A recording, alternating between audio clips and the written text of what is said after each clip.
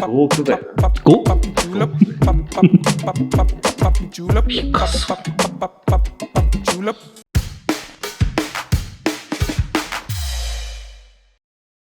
はい、皆さんこんにちは、前澤です。実はですね、半年ぐらい前に都内で引っ越しをしました。今日はその新居にですね、カメラに入っていただいて、この新居内のルームツアーをさせてもらおうかと思ってます。まあまあ部屋が広いので、今日はまずリビングルームから皆さんにお見せしたいなと思ってまして、早速ですが、新居のリビングルームをご案内したいと思います。それではじゃあ、こちらどうぞ。じゃあ、リビングです。広すぎる。もう早速リビングなんですけど、ちょっとなかなか広さがないのかな。この辺からこう見てもらうと十分それも伝わる。170平米ぐらいなので、坪にすると、畳にするとリビングだけですね。はい。170平米だから100畳ぐらい、リビングがだいたい100畳ぐらいのスペースになってまして、まあ簡単に説明すると、こうソファーエリアが大きくこっちの1箇所とこっちの1箇所で2箇所こうあってるって感じですね。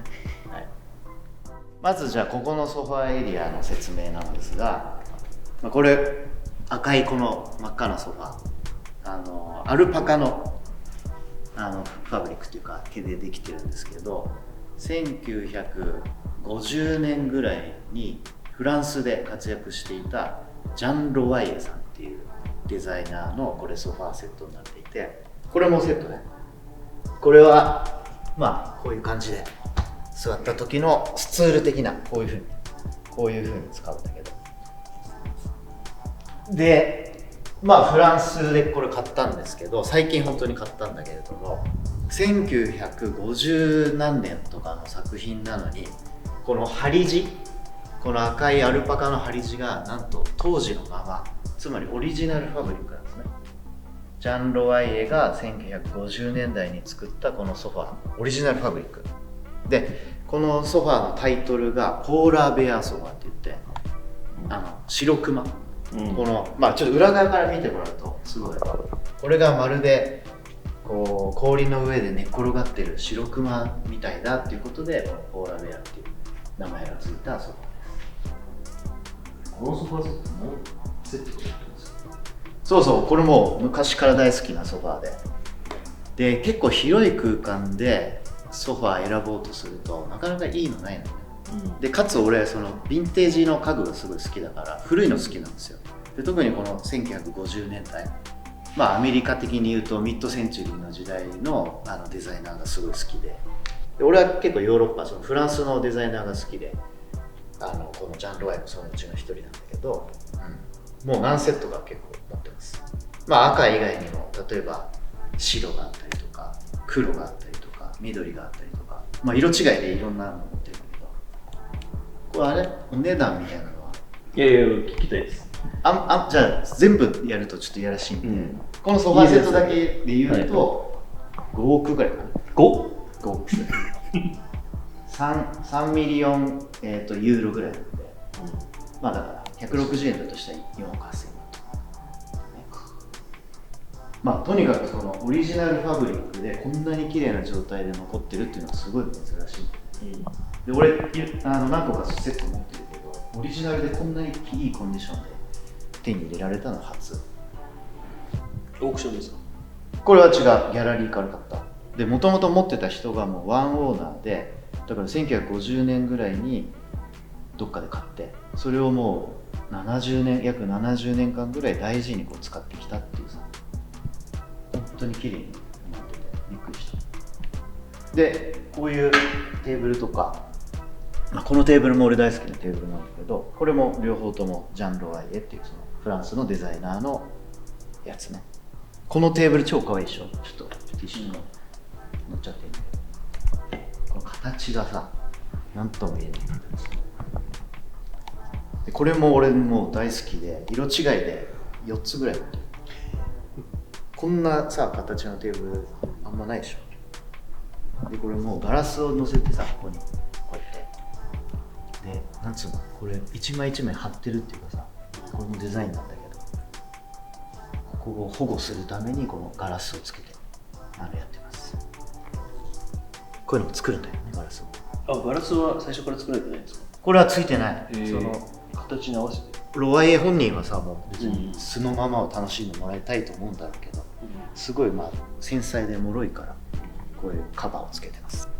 そうね、あとこういうのも、ここに座ってさ、こうなんか飲み物をここにこうやって置くために、これもロワイエなんだよ。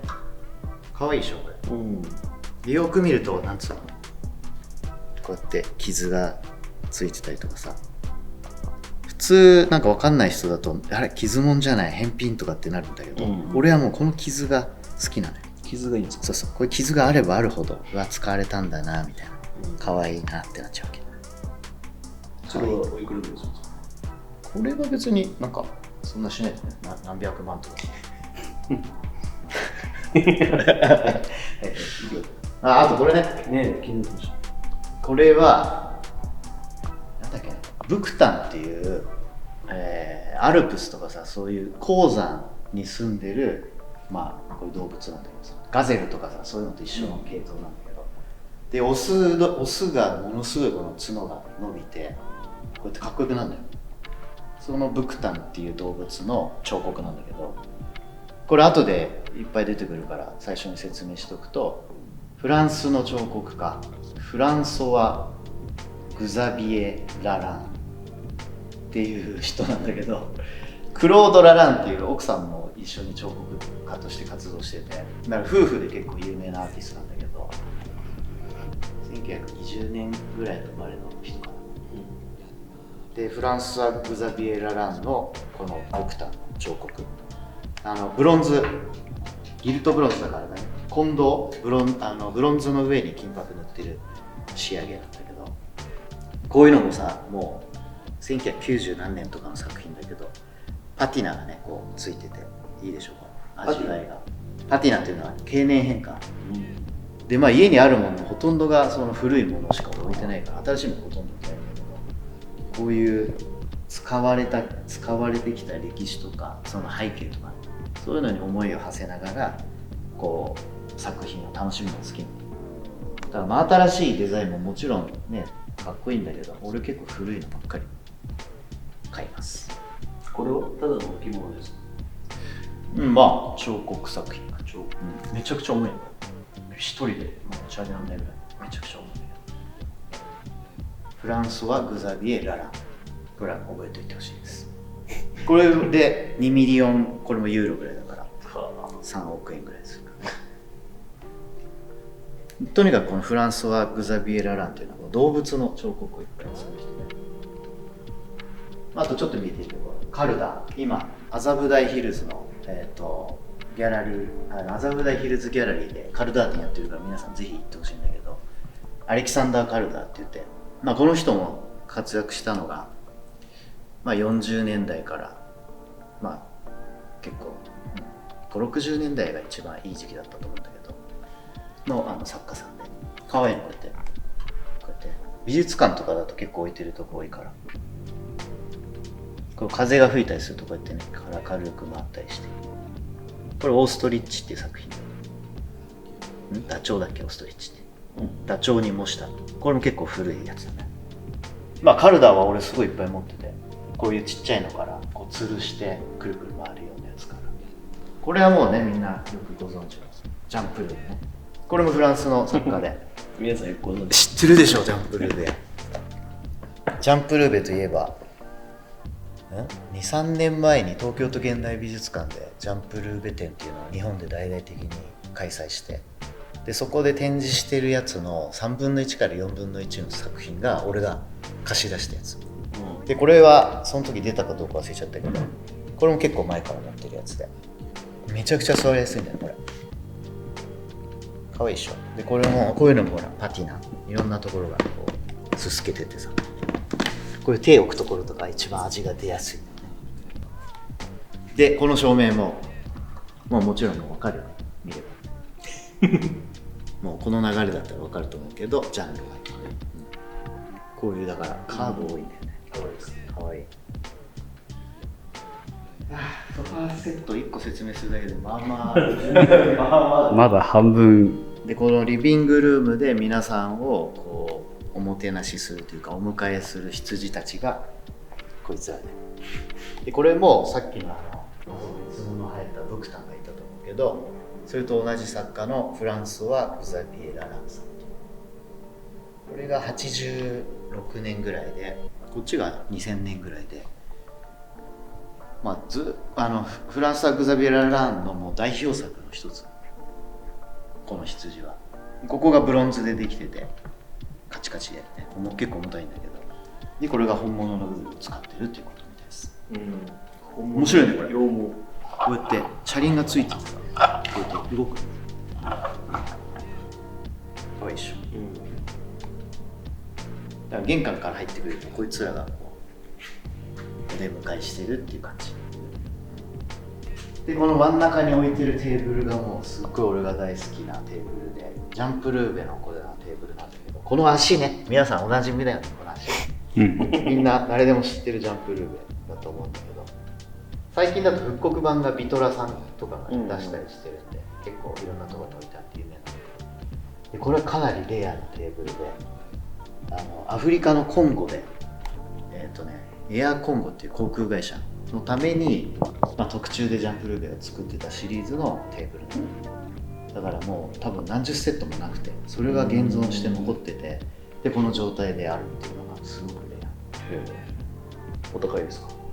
これそうね、これも1億ぐらいですよね、テーブルに1個で。その上に乗せてるのがウィレム・デクーニングっていう。デクーニング知ってる？我々はデクーニングといえば、まあデクーニングといえばデクーニングこれも70年代ぐらいの彫刻でかわいいよね。でこれいろいろシリーズがあって、もっとでっかいやつはもっと大きいんだけど、これもものすごい重たい。全部ブロンズでこうやって手でこうつまんで作ってるんだと思うんだけどね。デクーニングは世界を代表する抽象表現作家、女の人をよく描いてたんだけどね。女の人とはには見えないけど、その抽象あれなんで、でこういうなんか置いてある小物とかも、これジョルジュ・ジューブだね。フランスのセラミックアーティストで、ジューブサイン入り。おお、すごい。なんかこれ俺のサインにちょっと似てるな。MG、確かにジューブって書いてある。JOUVE って。これなんか何でもなさそうだけど、まあのやつです。で、この棚も素晴らしい棚。わかるねこれ。この星マークと同じマークがありました。この貼り付けたようなこのデザインね。ジャン・ロワイエの。これも1950年代のコンソール。で、その上に乗せてるのが、さっきのテーブルの上に乗せてたハンス・コパーっていう。これもセラミックアーティストだね。こういう、なんつうのかな。白磁じゃないけど、この人独特なあれなんだよね。ですごいこう彫刻的なこう焼き物をいっぱいこの人焼いてて、すごい俺は好きで結構集めてます。これ全部自分で目利きするんですか？もちろん。これはセットで売ってるわけじゃないからね。これもう何年もかけて一個一個いろんなところから買ってる感じ。オークションで買うこともあるし、ギャラリーから買うこともあるし。で、このアート、もうこの部屋のリビングのメインにもなってると思うんですけど、これがピカソの絵ですね。ピカソ。1930何年だっけ。これは1932年4月の2日に描いてますね。もうほぼ100年前ですね。そうだね。なんかこの何なのかはこれ分かんないんだけどさ、多分これ女の人だと思うんだけど、いいでしょ、この彫刻的な感じと、この下のまたさ、ハンス・コパーの彫刻、こうちょっと合わせてもらう。ここはもうピエール・ジャンヌレエリアですね。ジャンヌレも最近よく見るようになったんで知ってる人も多いかと思うんですが、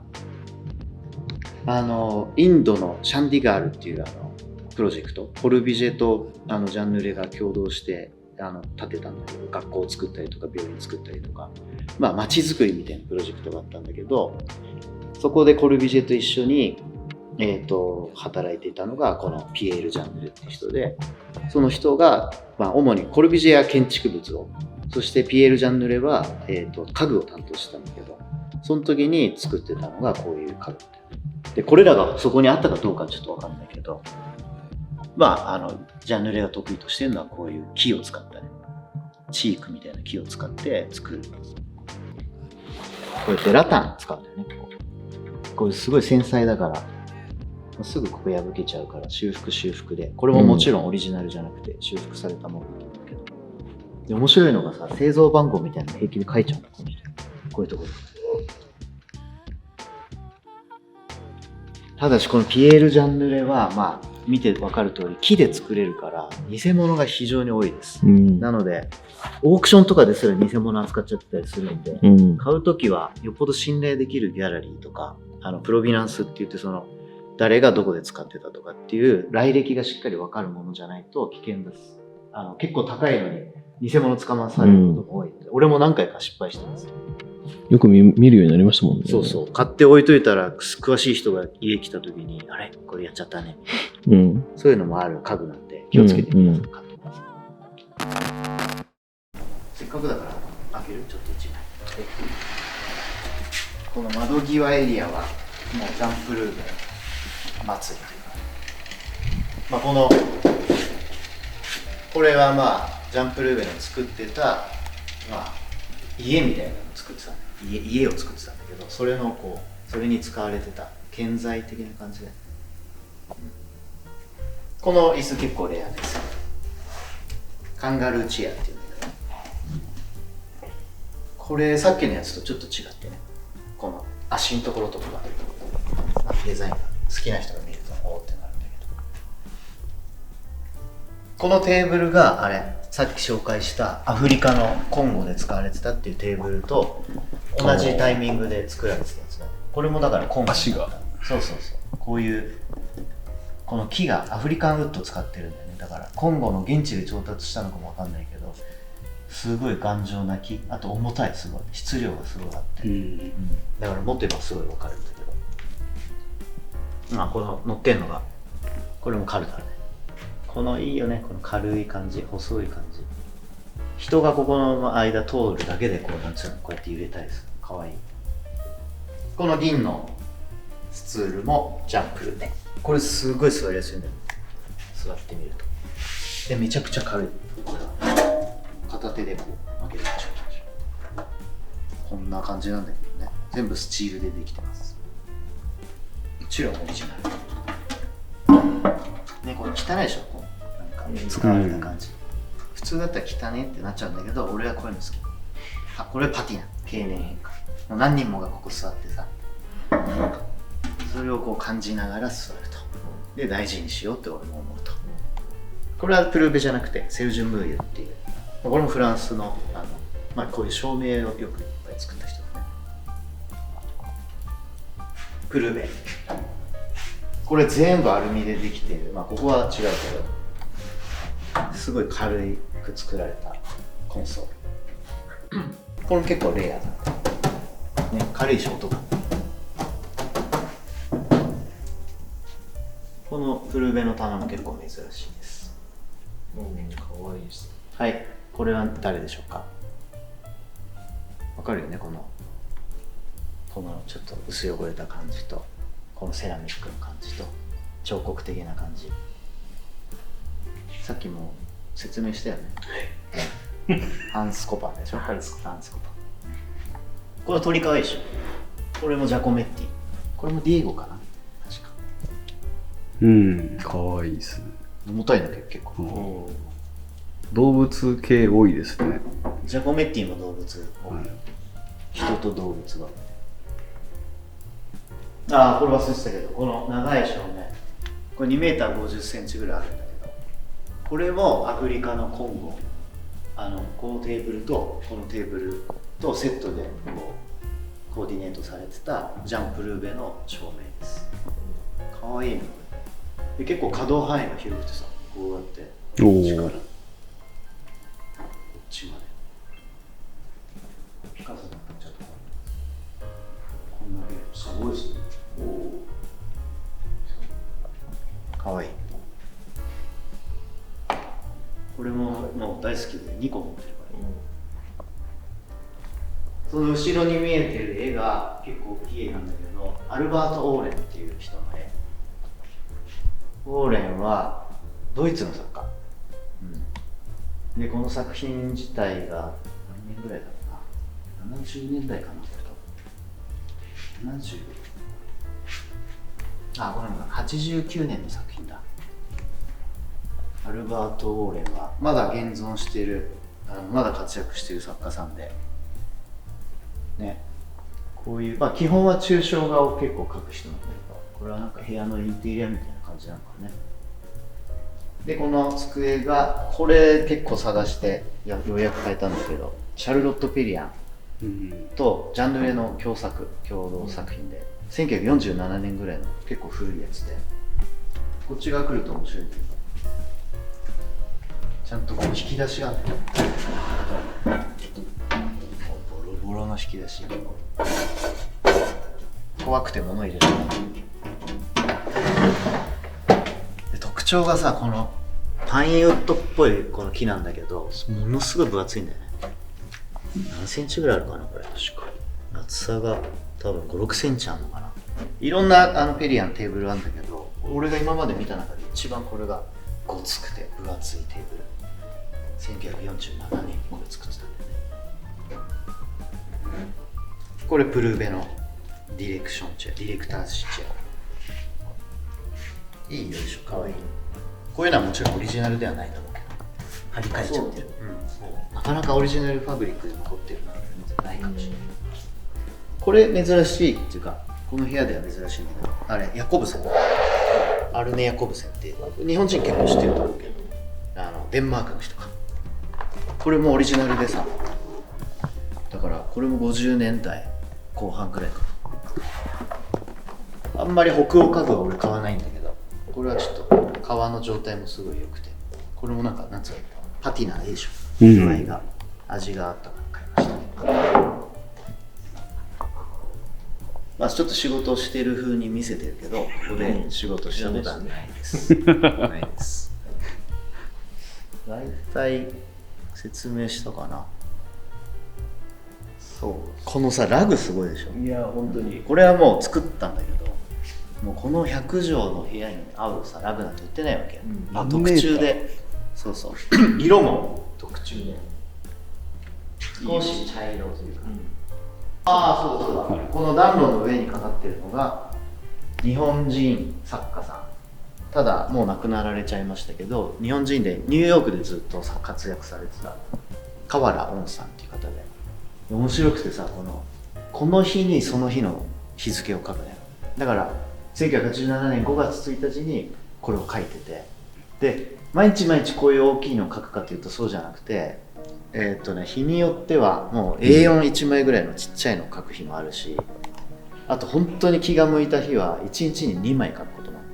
だからその1日に2枚書いたセットを2枚持ってる人とかは相当レア。あとこれが書いた中で一番大きいサイズなんだけど、これも多分現存してんのが2、30枚ぐらいしかなくて、そのうちの1枚。この日付は何か何の意味もない。思い入れない。何の意味もない。なんかこじつけてなんかしたいなと思ってるけど、特に何にもなかった。なんかすごいぴったりはまってそう、ぴったりなの。河原恩さんはその日付書くっていうのを1960年代後半ぐらいから2000年代前半ぐらいまでやってたから、だから40年ぐらいで、毎日じゃなくて3日に1回ぐらいのペースで書いてたの。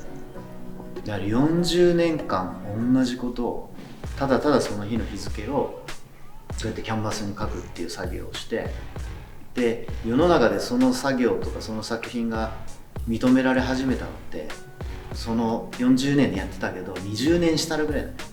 だから20年間同じことをずっとやってようやく20年後に評価されてこう一世を風靡したっていうのがこの河原さんですね、これすごい気に入ってて、あと黒以外にも赤とか青のキャンバスに描いてるやつもあって、でいろんなサイズがあるから結構俺も集めてます。たまたま連番で例えばさ1週間並びで買えたりすることもあって、そういうのは結構レア。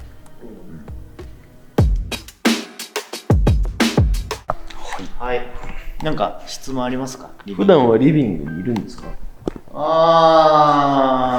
そうね。いい質問だね。まあいるよ、たまに。てかもうここで生活してるんですよね。そうだよ。もう引っ越して、今年の頭ぐらいに引っ越したから、半年ようやく経つぐらいか。どうですか？新居暮らし。いや住めば都で。気に入ってます？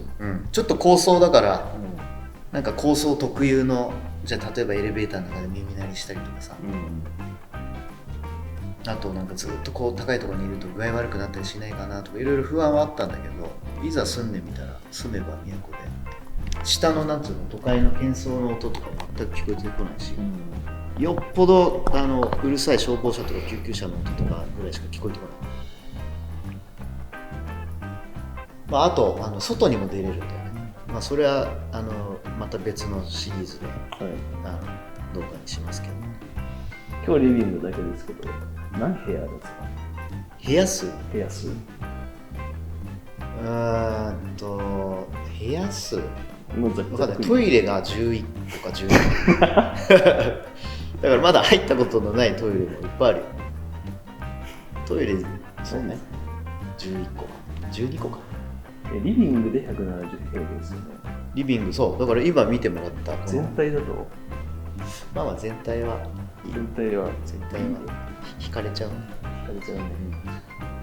あと前他の動画でちょろっとだけ映ってたけど、ジムとかさプールとかもあるんで、それはそれでまたしっかり案内っていうかご紹介する動画を作りたいと思います。リビングはだいたいそのソファに座ってここでだいたいこうやってさ、こうしてこう携帯をしてるってさ、これすごい引くといい感じだと思う。ポツンと。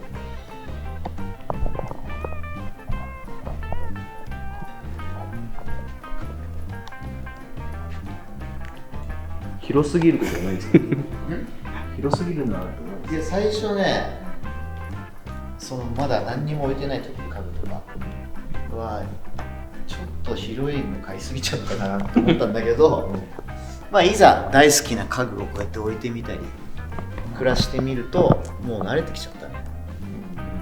美術館ですよね、本当に。家具が好きだからね。あともちろんアートもだこれでもまだ一部ですか？家具は持ってる家具はもっともっといっぱいある。この家何十軒分あるぐらい家具はもうちょっと集めるのが好きだから。もちろんこうやって機会があれば使うんだけどさ。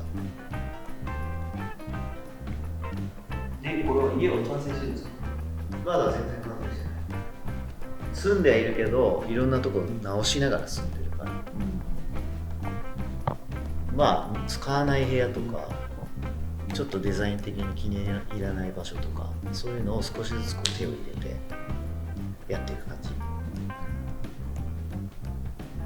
なんかマイホームなんだけどできることとできないことがあるからさ、高層のマンションでもあるから、例えばガラスのサッシ周りとかをいじれなかったりとかさ、あとこう避難動線みたいな、消防法上ここは絶対壁作んなきゃいけない、ここにはこれを置いていかなきゃいけないとか、いろんな制約もあるから、その制約の中で徐々にだけど楽しみながら自分好みにこうアレンジしていってる感じかな。いつぐらいに完成予定ですか？まだ1年かかる。1年かかる。やりたいことをね、アートとかもいろいろ変えますもんね。そう。